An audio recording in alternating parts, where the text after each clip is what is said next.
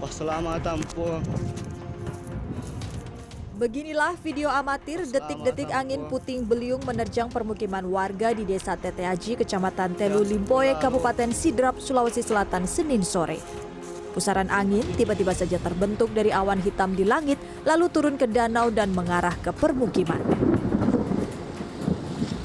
Kepanikan warga terlihat saat angin menerbangkan atap hingga dinding rumah panggung milik warga.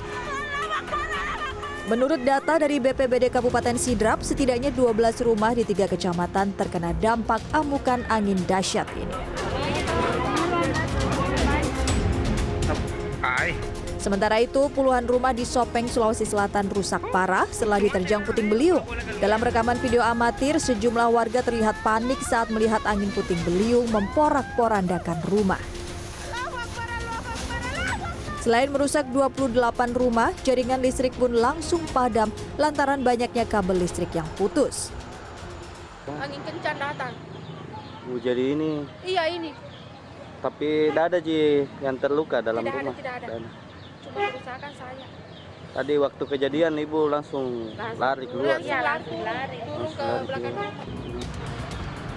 Meskipun tidak ada korban jiwa, kerugian material untuk seluruh bangunan yang terdampak puting beliung mencapai miliaran rupiah. Astagfirullahaladzim, Allahu Akbar. Angin puting beliung juga terjadi di Desa Cililin, Kecamatan Cililin, Kabupaten Bandung Barat, Senin petang.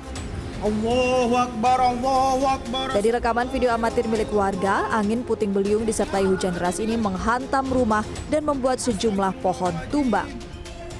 Terhitung sedikitnya 15 rumah mengalami kerusakan dan 2 rumah diantaranya rusak berat. Warga yang rumahnya rusak pun memilih mengungsi ke tempat yang lebih aman. Tim Liputan CNN Indonesia.